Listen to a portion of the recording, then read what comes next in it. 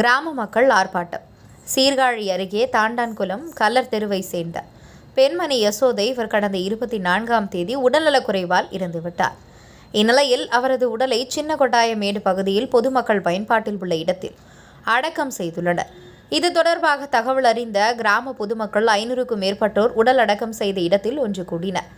தங்கள் கிராம பொதுமக்கள் பயன்பாட்டில் உள்ள இடத்தில் உடலை அடக்கம் செய்ததை கண்டித்து கோஷங்கள் எழுப்பி ஆர்ப்பாட்டத்தில் ஈடுபட்டனர். தொடர்ந்து அடக்கம் செய்த உடலை அந்த இடத்திலிருந்து அப்புறப்படுத்தும் வரை அந்த பகுதியிலேயே அமர்ந்து போராட்டத்தில் ஈடுபட்டனர். இது தொடர்பாக அந்த கிராம மக்கள் தெரிவிக்கையில், தங்களது கிராமத்தில் உள்ள மக்களுக்கு தெரியாமல் கிராம மக்கள் பயன்படுத்தும் இடத்தில் உடலை அடக்கம் செய்து விட்டதாகும். அப்பொழுது தடுக்க வந்த முதியவரை பிடித்து அடித்து உள்ளனர் என்றும், இது தொடர்பாக உரிய நடவடிக்கை எடுக்க வேண்டும், இல்லவிட்டால் சாலையில் அமர்ந்து போராட்டத்தில் ஈடுபடுவோம் என தெரிவித்தனர். உங்கள் பகுதியில் உடனுக்குடன் முக்கிய செய்தி காண எங்கள் தவசி நியூஸ் 24 சேனலை காண தவறாதீர்கள். உங்கள் சீர்காழி செய்தியாளர் சாமி பத்மநாபனுடன் உங்கள் தவசி ரமேஷ்.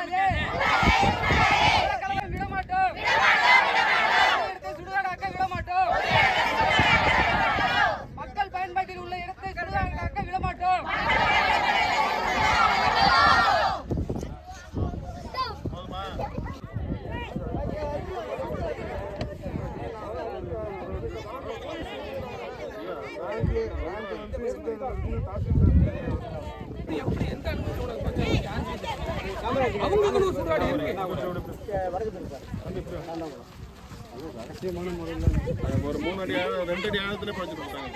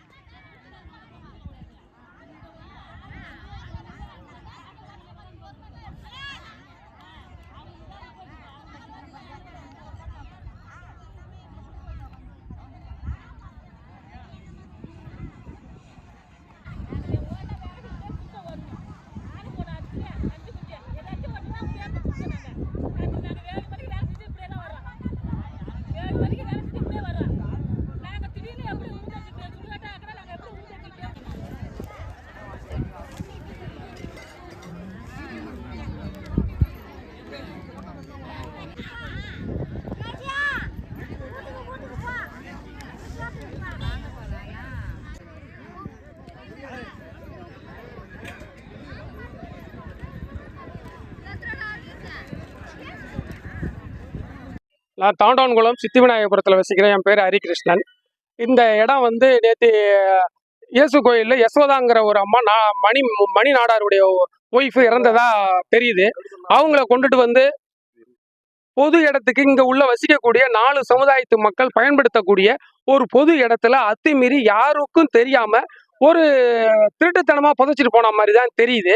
இது எதுக்கு புதைச்சாங்க, என்ன புதைச்சாங்கன்னு இன்னைக்கு வரைக்கும் யாருக்கும் தெரியல. மக்கள் மத்தியில் ஒரு பெரிய கொந்தளிப்பாக இருக்கு. அடுத்து இங்கே வாழுகிற 4 சமுதாயத்து மக்களும் எந்த ஒரு பாகுபாடு பிரிவினை இல்லாத ஒற்றுமையாக வாழ்ந்துட்டு வரோம்.